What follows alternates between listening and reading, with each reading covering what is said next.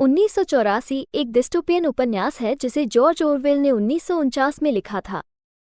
कहानी एक पूर्णतावादी भविष्य में होती है जो पार्टी द्वारा शासित होता है, जिसे महान भाई के नेतृत्व में चलाया जाता है, जो लोगों के जीवन के सभी पहलुओं को नियंत्रित करता है। प्रोटैगोनिस्ट विंस्टन स्मिथ मंत्रालय में काम करता है, जहां वो पार्टी के आधिकारिक संस्करण के अनुरूप दस्तावेजों को बदलता है। नीचे 1984 के अध्यायों का एक पूर्ण सारांश प्रस्तुत किया गया है। भाग 1। अध्याय 1। विंस्टन स्मिथ पार्टी के निम्न मध्यम वर्ग का एक सदस्य विक्टोरिया मैंशंस के अपार्टमेंट में पहुंचता है और अपने दैनिक लेखन में पहली बार लिखता है, पार्टी और महान भाई ओमनीप्रेजेंट और ओमनीपोटेंट नेता को चुनौती देते हुए। वो दुर्घटनापूर्ण जीवन के बारे में बताता है, पूर्णतावादी शासन के अधीन निगरानी के माध्यम से अग्रसर जीवन, टेलीपेंटालों का और प्रचलित प्रचार। विंस्टन ओशनिया, यूरेशिया और ईस्ट एशिया के बीच लगातार चल रही युद्ध के बारे में भी विचार करता है और क्राइमेंटल की अवधारणा पेश करता है, सरकार के विरोध में सोचने के क्रियाकलाप। अध्याय 2। विंस्टन सुडॉल वर्ग की एक पड़ोसी मिसेज पार्सन्स को एक टूटा हुआ बर्तन सहायता करता है और सोचता है कि पार्टी द्वारा परिवार जीवन पर नियंत्रण होता है। पार्सन्स के बच्चे युवा जासूसों के सदस्य होते हैं और अपने माता पिता की अनुपस्थिति के लिए निगरानी करते हैं। विंस्टन एक युवा महिला को देखता है जो पार्टी के एक स्कारलेट स्कॉच धारण करती है और उसमें आकर्षित और विरोधी दोनों का अनुभव करता है। विंस्टन अपनी पत्नी कैथरीन और अपनी असंतुष्ट शादी का भी याद करता है, जिसे वो रहस्यमय रूप से गायब होने पर समझ नहीं पाया। अध्याय 3। विंस्टन अपने बचपन को याद करता है और युद्ध ने उसके परिवार पर कैसे असर डाला है। डबल पेंसर की अवधारणा पेश की जाती है, जो समय के साथ दो विरोधी विचारों को एक साथ रखने और दोनों को स्वीकार करने की क्षमता है। इसके अलावा वो थॉट पोलिस की पेशकश करता है, जो उन लोगों को सजा देती है जिनके प्रति बागी सोच होती है। विंस्टन बताता है कि पार्टी सभी पहलुओं, समय, वर्तमान और भविष्य सहित के ऊपर नियंत्रण रखती है। अध्याय 4। विंस्टन मंत्रालय में काम करता है, जहां वो दस्तावेजों को बदलता है ताकि वे पार्टी के आधिकारिक संस्करण के अनुरूप हों। वो बताता है कि पार्टी के विरोध में सत्य और इतिहास के नियंत्रण पर पार्टी का नियंत्रण होता है और उसका काम उस नियंत्रण में योगदान देता है। विंस्टन भी ला हरमांड के आंदोलन के नेता और पार्टी के सार्वजनिक शत्रु एमानुएल गोल्डस्टीन की तस्वीर पेश करता है। अध्याय 5। विंस्टन अपने सहकर्मी साइम के साथ दोपहर का खाना खाता है, जो भाषा की कमी पर कम करने के लिए काम करता है।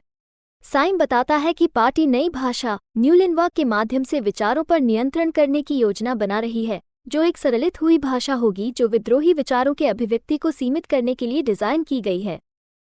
विंस्टन अपने सहकर्मी पार्सन्स से मिलता है, जो पार्टी के लॉयल और मूर्ख सदस्य होते हुए विचार करता है कि पार्टी उसे एक आदर्श नागरिक मानती है, जबकि वो खुद शंका का शिकार है।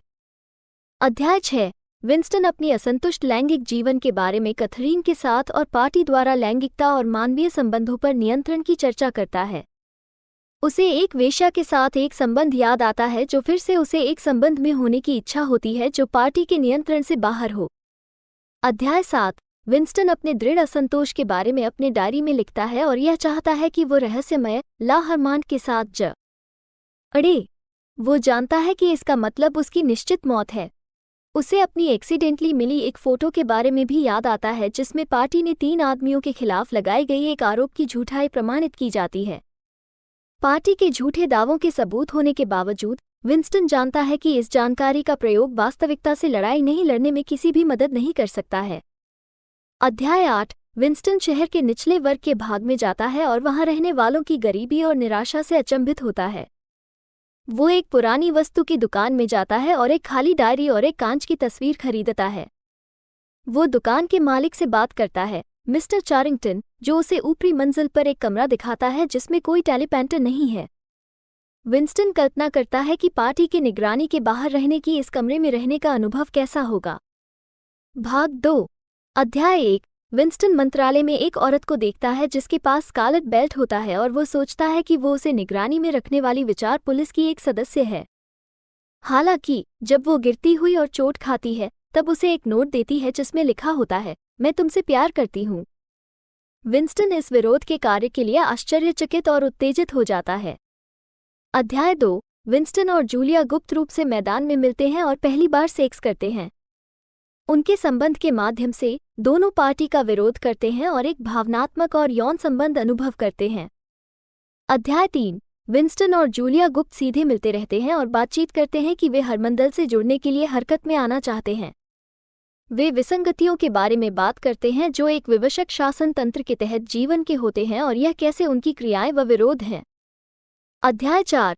विंस्टन और जूलिया महत्वपूर्ण संदर्भों में टेलीपेंटर न होने वाली दुकान में सुरक्षित भेंट करते हैं। वे अपने संबंध के माध्यम से पार्टी के विरोध में अडिग होते जाते हैं और बात करते हैं कि वे कैसे विरोध कर सकते हैं और अपने प्रेम को एक दूसरे के लिए संभाल सकते हैं। अध्याय 5। विंस्टन अपने अपार्टमेंट में पार्टी के अंदर के सदस्य ओ ब्रान से मिलता है। ओ ब्रान बताता है कि वो हरमंडल का एक सदस्य है और विंस्टन को संघर्ष करने का मौका देता है। विंस्टन तुरंत सहमत हो जाता है, हालांकि उसे पता होता है कि यह उसे अपनी विनाश से ले जाएगा। अध्याय 6। विंस्टन और जूलिया साथ में गोल्डस्टीन की प्रतिबंधित पुस्तक पढ़ते हैं, जिसमें सोशलिस्ट ओलिगार्की की सिद्धांत और अभ्यास और पार्टी द्वारा युद्ध, निगरानी और सत्य के नियंत्रण को वर्णित किया गया है। हालांकि वे पुस्तक में पाई गई जानकारी से उत्तेजित होते हैं, उन्हें अपनी विद्रोहिता के परिणामों से भी चिंता होती है। अध्याय 7। विंस्टन और जूलिया गुप्त रूप से मिलते हैं और रहस्यमय कमरे में अरेस्ट किए जाते हैं। पता चलता है कि मिस्टर चारिंगटन वास्तव में पुलिस ऑफ थॉट है और उन्हें शुरू से ही नजरबंदी की जांच में रखा गया है। प्रेमी अलग कर दिए जाते हैं और कारावास में ले जाए जाते हैं। अध्याय 8। विंस्टन को प्रेम के लिए तौबा करने के बाद उसे अमन के भयावह मंत्रों के साथ टॉर्चर किया जाता है और उसे शारीरिक और मानसिक उत्पीड़न से गुजरना पड़ता है। कई अन्य कैदियों के साथ सहित विंस्टन को अपने अपराधों का इतिहास घोषित करने के लिए बलात्कार कराया जाता है, हालांकि पार्टी द्वारा कुछ भ्रम थे। अपनी कैद में विंस्टन कई परिचित चेहरों से मिलता है, जिसमें पार्सन्स भी शामिल हैं, जिसे अपनी बेटी द्वारा दुष्कर्म में लिया जाता है। भाग 3। अध्याय 1। विंस्टन को ओब्रायन द्वारा पूछताछ और उसकी पीड़ा की जाती है, जो खुलासा करता है कि वो हमेशा से ही पार्टी का एक वफादार सदस्य था और हेरमैंड सच में मौजूद नहीं हो सकती। ओब्रायन विंस्टन को बताता है कि पार्टी का उद्देश्य मानसिक रूप से मनुष्य के नियंत्रण को पूर्ण रूप से बनाए रखना है और वैयक्तिक स्वतंत्रता की कोई इच्छा नहीं रखने देने का विनाश करना है। अध्याय 2। ओब्रायन विंस्टन की याददाश्त को बदलने के लिए उसे जारी रखता है और दोहरी सोच की अवधारणा सिखाता है। उसे पार्टी के विरोधी दृष्टिकोण को स्वीकार करने के लिए मजबूर करता है, जैसे 2 जोड़ 2 = 5 जैसी विरोधाभासी दावेदारियों को स्वीकार करने के लिए। अध्याय 3। विंस्टन को हैबिटेशन 101 में अंतिम तकलीफ दी जाती है, जहां उसे उसकी सबसे बड़ी डर चूहों से सामना करना पड़ता है। ओ ब्रान इस डर का उपयोग विंस्टन का आत्मविश्वास तोड़ने और उसे जूलिया को धोखा देने के लिए करता है, जिसकी बजाय उससे बोलता है कि चूहों को उसके ऊपर छोड़ दिया जाए। अध्याय 4। उसकी पुनर्शिक्षा और रिहाई के बाद विंस्टन जूलिया से मिलता है, जिसे भी उसके साथ तबाह कर दिया गया था और उसका इलाज किया गया था। दोनों मान लेते हैं कि वे एक दूसरे को धोखा दे चुके हैं और अब एक दूसरे से प्यार नहीं करते। विंस्टन पूरी तरह से पार्टी द्वारा वश में किया गया है और वो बड़े भाई से प्यार करने को स्वीकार करता है। अध्याय 5। एपिलॉग। विंस्टन मंत्रालय ऑफ ट्रूथ में एक तुच्छ काम में काम करता है, जहां उसका बागड़फ सामाजिक प्रतिष्ठा को भुला दिया गया है। वो पार्टी के पूर्ण नियंत्रण के तहत अपने नए जीवन पर विचार करता है और समझता है कि इन सब के बाद भी उसने बड़े भाई से प्रेम करना सीख लिया है। 1984 टोटलिटेरिज्म और राजनीतिक अत्याचार के खतरों के बारे में एक शक्तिशाली चेतावनी है।